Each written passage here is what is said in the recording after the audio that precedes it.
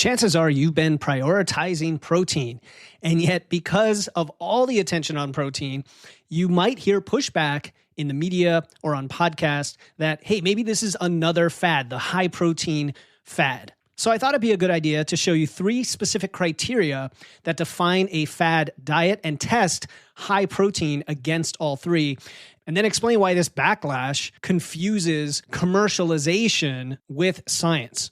We're going to revisit topics like protein's thermic effect, its satiety impact, the muscle building threshold, and why the case might be even stronger than you think to get plenty of protein if your goal is fat loss, building muscle, and a long, healthy life. Welcome to Wits and Weights, the show that puts a popular piece of fitness advice under the microscope, finds the hidden reason it doesn't work, and gives you the deceptively simple fix that does. I'm your host, certified nutrition coach, Philip Pape, and what I see happening now is there is high protein in everything. There's high protein, of course, in protein bars, but there's also protein cereal, protein water, everything that has even a little bit of protein is marketed as high protein. And when something gets super popular like that, there's often a backlash. I've heard it on mainstream media. I've heard it on like news podcasts that aren't even in our space, where you'll see things like, are we obsessed with protein? And is high protein bad for you? Or are we going far beyond what the evidence says you need to have? Or isn't the level you need for protein only this? And why are people, bodybuilders and fitness gurus recommending so much? And so there's this skepticism, I'll call it, which I'm always for curiosity and skepticism. But then this leap of logic where they're connecting, say, the low fat craze of the 90s to the keto craze of the 2010s to proteins today. And they're saying, okay, this is just the next trend. And if you are listening to this show, you're probably trying to eat more protein and what we would call high protein. Now that's a whole separate issue, because to me, the protein we need is, as a percentage of your diet, still totally reasonable. It's just people are eating far too little protein, but that's part of what we're getting into today. Because if you're trying to build muscle, if you're trying to lose fat, and then you hear somebody say, oh, are we getting too much protein? Is that a fad? And you second guess yourself, I want to settle that today. And then stick around to the end of the episode, because I'm going to give you a 3-question test that you can apply to any nutrition trend. So for my skeptics out there who are listening and want to know, hey, is this thing real? Let me examine it a little bit more carefully.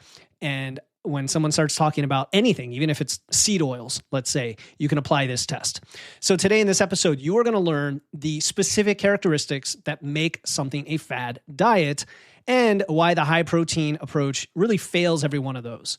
You're going to hear research on how protein builds muscle, burns more calories during digestion, reduces hunger, all the fun stuff about protein to reacquaint ourselves if you've already heard this before, or to learn something new and the value of protein, and why, especially adults as we age, over 40, over 50, especially women approaching or in menopause, need higher protein, not to check a box, but because it is important to your physiology.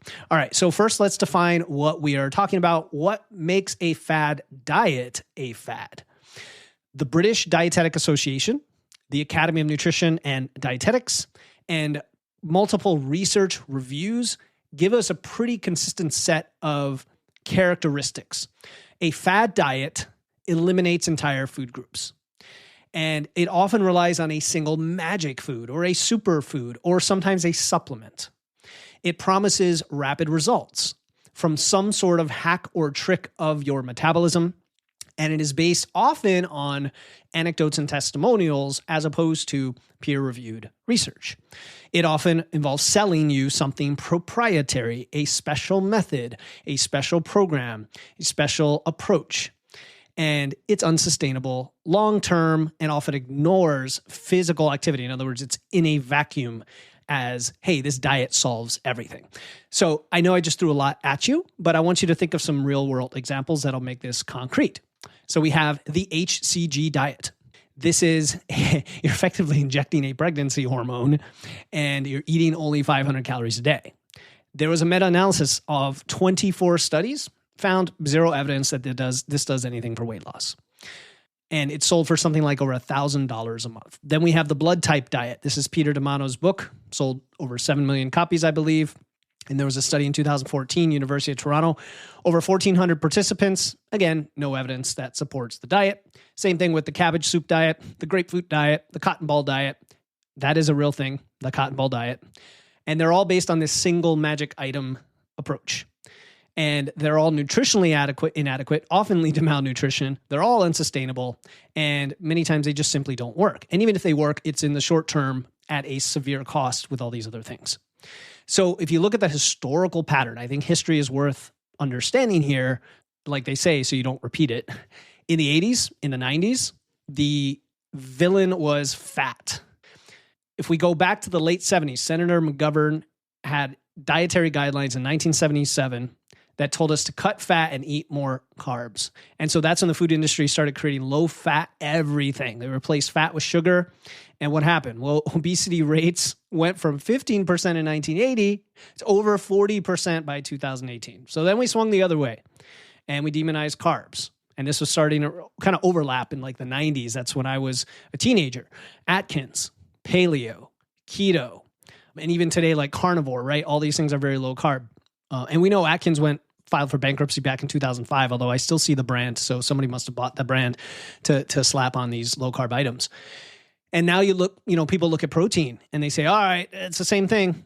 Fat had its moment, carbs had its moment, and now protein is having its moment, but it's not a fair comparison. So let's get into it. Let's run the test. Does high protein meet the criteria of a fad diet? So first of all, does it eliminate food groups?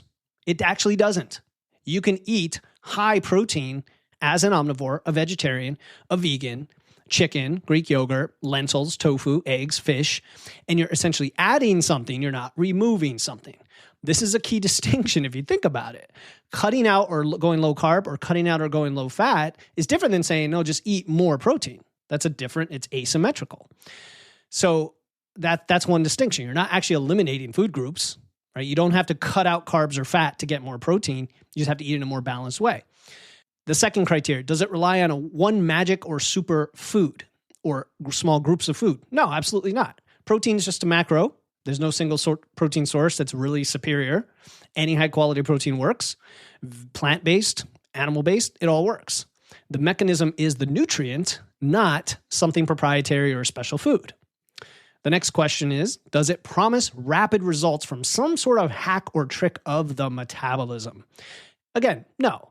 The recommendation to eat adequate protein for what your body needs alongside resistance training is actually the opposite of a trick or a quick fix because it requires effort, behavior change, consistency. You have to do hard things like resistance training alongside it.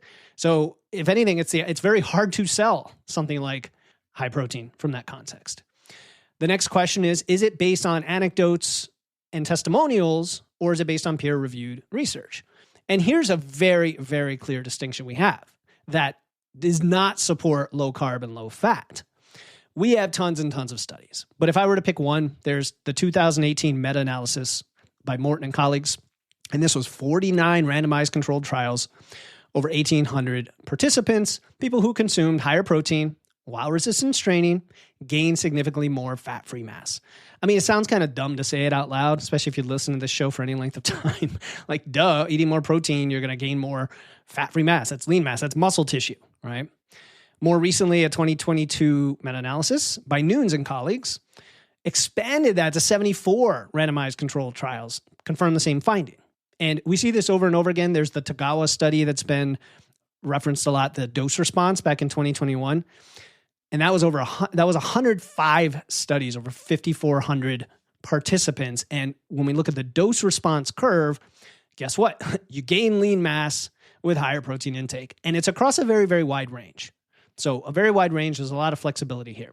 So thousands of participants, decades of research definitely passes that test, whereas low carb and low fat actually do not. Is it sustainable? All right, well, you tell me. If you could eat pretty much any food that has protein, is that sustainable? Like you could eat chicken or eggs or yogurt or beans or lentils or any plant that has protein, oats.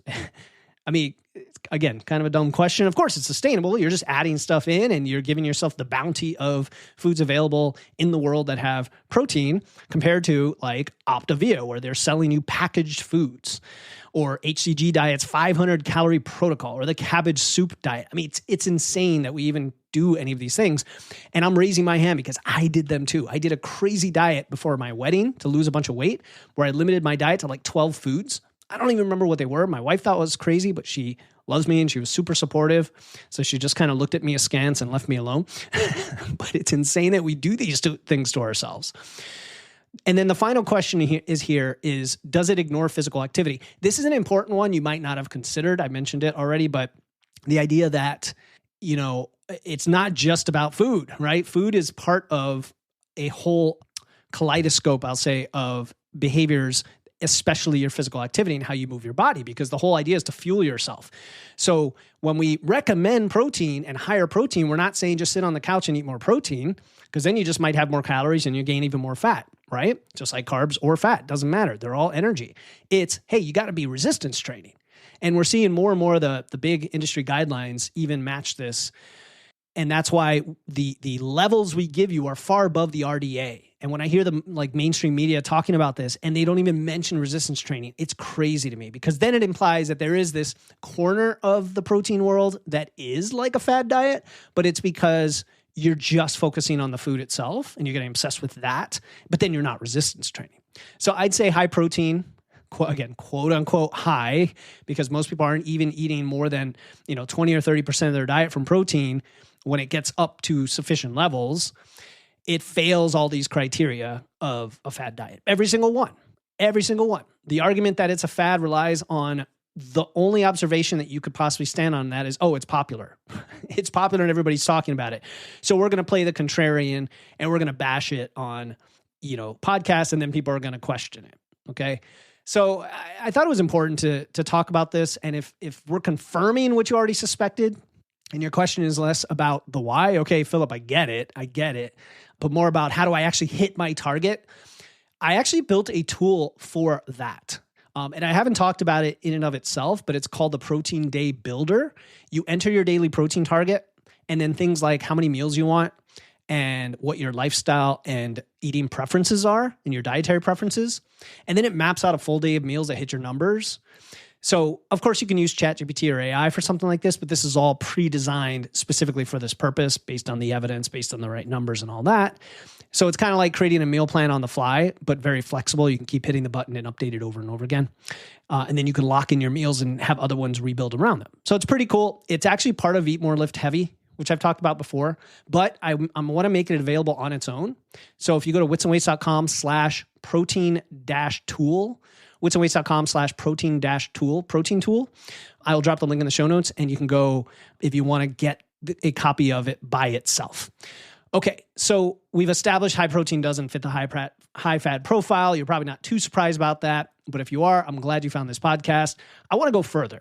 I don't think it's enough to just say that. I want to show you why the science behind protein is qualitatively different from like the fad diet bubble, let's call it. And there's 3 specific mechanisms that are measurable, that are reproducible physiological effects.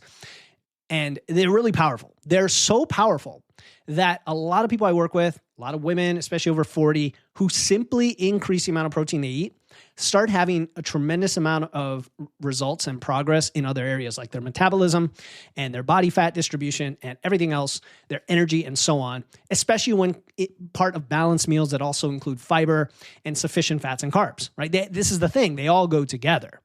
So the first one is the thermic effect. I'm still on the fence about whether this is overrated or underrated. So hear me out. Your body burns energy digesting food. Makes sense, right? But not all foods cost the same to process that food in your body.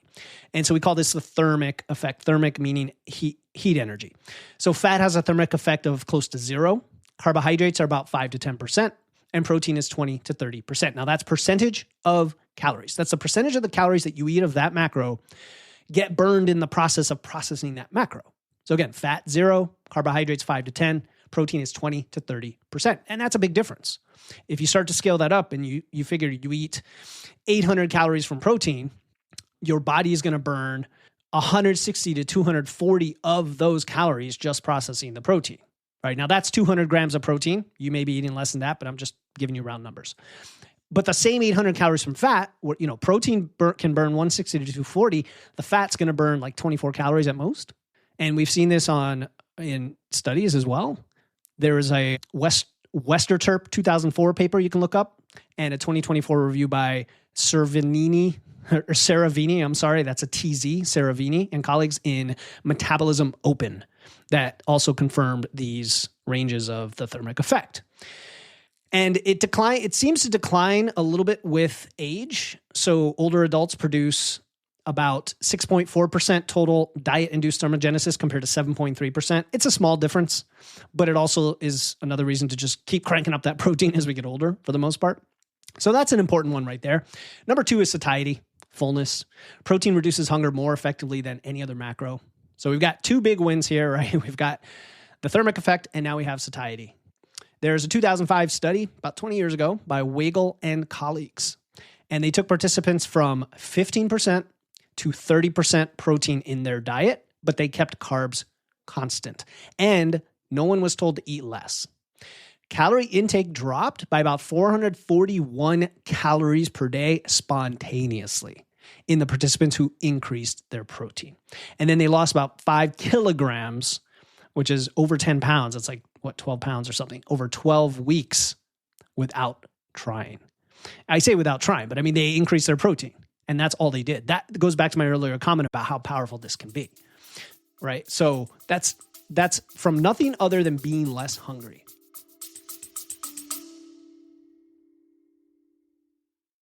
Hey, it's Philip, and if you ever wanted a version of what I talk about on the show that's available to you 24/7, that's exactly why I built the Fitness Lab app. It's an all-in-one AI-based app for training, nutrition, biofeedback, habits, a coach chat that's trained on my frameworks and the latest science, plus real-time feedback on the stuff you're actually trying to work on as you improve your body composition. Right now, it is 20% off all plans, but only through Friday, May 8th. Go to witsandweights.com/app. That's witsandweights.com/app. The link is also in the show notes. That's witsandweights.com/app. Now, back to the episode. There's a scientist, her name is Heather Leidy, Leidy, who has a lab where they looked at high protein breakfast, like a 35-gram protein breakfast, and showed that it reduces evening snacking, and it also changes the brain reward signaling when looked at it on fMRI.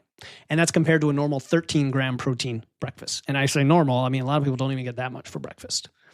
And we've seen other studies that found that higher protein diets reduce daily hunger as well, reduce your desire to eat, increase fullness, all of it. So it kind of all goes together when it comes to managing your hunger signals. And then number 3 is, of course, muscle protein synthesis. That's the big one. I mean, your body is going to use the amino acids from protein to build and repair your muscle. And there is a dose threshold. Like, you need enough leucine. This is a specific amino acid to trigger the pathways that kick off the process. But if you're eating enough protein for the day, you're going to hit those thresholds. And I always tell people, like, your first priority is just get your total protein dialed in however you can. And then your next priority is to spread it out. And the spreading out part is a little bit for higher muscle protein synthesis, but that's kind of overblown. The more practical reason is, for practical reasons. It's so that you can have the more balanced meals, help with your satiety, and get your protein in a practical way. That's why primarily I suggest having protein every meal. So how much are you looking for every meal? Probably at least 20 or 25, ideally 30 to 40 grams. And since you probably need over 100 grams a day, you do the math, 3 or 4 meals, 30 to 40 grams. That's how we do the math. Pretty straightforward. And again, you can go grab my tool, witsandweights.com/protein-tool, and go purchase that tool if you would like a standalone way to calculate and hit this for yourself. One last thing, you probably heard that 2023 study by Tromelin and colleagues that looked at the 100 grams of protein, and they saw that eating even that huge amount of protein in one meal could produce a post-exercise response that lasts for many, many hours. So there's not the rest gets wasted. Like if you eat over 40 grams, you're going to waste the rest. Well, however much protein you eat in one dose is going to get used in some way, like a large bolus, as they call it, especially post-training, can do that. But I would still recognize distributing across meals just for practical purposes. Okay, I want to spend a few minutes on the older population. A lot of you are probably over 40, 50, 60. I myself am 45, because it's even more important the older you get because of the muscle mass decline, because of the need to resistance train and support that. Starting around the age 30, muscle mass declines 3 to 8% per decade. Strength declines even faster, believe it or not, about 1.5% per year between the age of 50 and 60, accelerating to 3% per year after that. This is huge for functionality and for aging. For women, the menopausal transition, tends to amplify these. So postmenopausal women have nearly 3 times the odds of sarcopenia compared to premenopausal women. And we know that there's issues with bone density as well. We see a higher incidence of osteoporosis. Estrogen decline drives reduced growth hormone, reduced IGF-1, increased inflammatory cytokines, accelerates visceral fat accumulation. That's belly fat, menopause belly. We've heard of that, right? And there's even this protein leverage mechanism that we think exists for menopausal weight gain. The idea that increased protein breakdown during menopause gives you a higher appetite through a hormone called FGF21. And so if you don't have enough protein coming in, you're going to overcompensate by eating other stuff just to get total calories. You're going to get more fats and carbs and total calories. So a lot of the weight gain women experience during menopause could be partly a protein-seeking behavior that gets misdirected into overconsumption of everything else. Just another reason, whether this is supported long-term or not by the evidence, to eat more protein. And then there was now take this with a grain of salt, the Women's Health Initiative data, which has its own problems for things like hormone replacement, but we're talking about body fat distribution. And they looked at nearly 4,700 postmenopausal women over a 3-year period.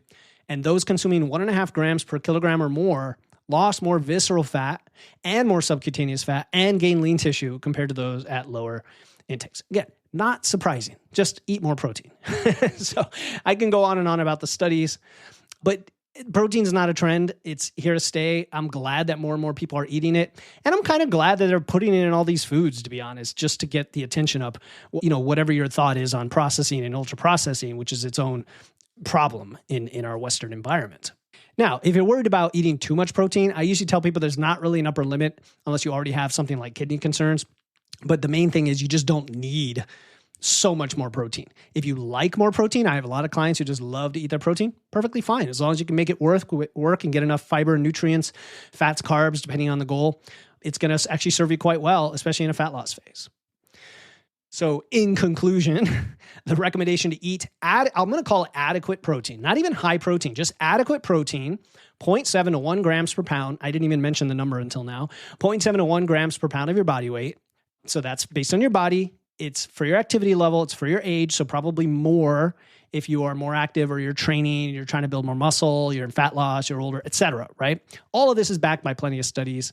It's endorsed by many, many large organizations now, sports nutrition, geriatric nutrition, and it's clear the mechanistic explanations are totally clear for these benefits. So I think we could put to bed that there's any fad kind of cloud over higher protein, or what I'll call adequate protein. All right, before we wrap up, remember that 3-question fad diet test I mentioned earlier. I think is pretty cool to examine things skeptically. I'm going to give it to you in a second. But if this episode gave you something that's helpful, whether the research, the framework, or say the confidence to keep prioritizing protein and hit your protein, I would love it if you just share this with a friend. That's it. That's all I'm asking you to do. Follow the show and share it with a friend, somebody who's wondering about protein.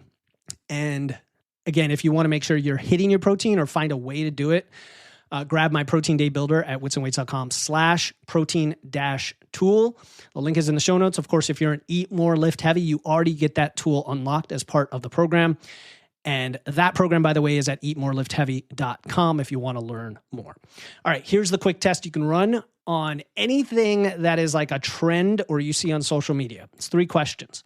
Question 1, does it eliminate something? That's it. Does it eliminate something? If you're told to cut out an entire macro or food group, it's already a red flag. I don't care if it's seed oils. I don't care if it's artificial sweeteners. It's still a red flag. Evidence-based nutrition tends to add and adjust and have some flexibility built in. And oftentimes this fear-mongering of single ingredient things is a red flag because things are not that black and white. And often that restriction leads to binging and over-consuming at the end of the day and then not maintaining your results. So just ask that question, because if it doesn't eliminate, that at least means it's probably on better footing. Question 2. Does it require buying something proprietary or secret or special, or this is my secret one thing? If the only way to follow the diet is to purchase something, a product, a supplement, a membership, that's just really, really good marketing. That's really good marketing. Whether there's a little bit of science behind it or not, that is good marketing. Now, there could be some very science-grounded practitioners who have programs that you pay for. My question here is the thing that they're trying to teach you that works only unlocked for you if you pay something? That's what I'm talking about. Like, I don't hide information behind a paywall, right? And if I do, let me know. I don't hide information behind a paywall. What I like to charge for is helping people, and where you see the value of being helped implement that information for you. Like, to me, that is the value of working with a coach or with a group of people that are expert in this to accelerate your results. That's different from locking the actual information behind a paywall. All right. The principles work. They should be free. Question 3 is, could you do this for at least 5 years, if not the rest of your life? So this is the sustainability question. If the approach is so extreme or rigid or socially isolating that you think of it as a short-term thing, like a quick fix, or I'm going to do this just to lose weight, that's a big problem. That is not a sustainable strategy. And if you're like, yeah, but Philip, isn't that the only way to lose fat? No, it's not. The way we lose fat is by scaling things up or down, but still having the balanced meals that hit your protein, that keep you full of the right nutrients, that fuel your body, that avoid all of this stress and all of this metabolic dysfunction. And that's the way we want to do it. And if you're like, I don't know how to do that, okay, come join us. eatmoreliftheavy.com. Check it out. That's what we do. And again, that is where I'm not going to hide information. The information's on this podcast. In fact, if you reach out to me and say, hey, Philip, how do I do XYZ? I'll probably give you an answer and we'll move on.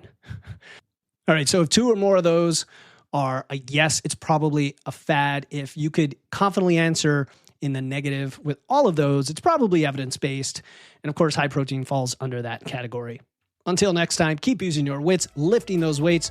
And remember, you do not need permission to simply eat enough protein as part of a balanced meal for your goals. Go after it. I'm Philip Pape. I'll talk to you next time here on the Wits and Weights podcast.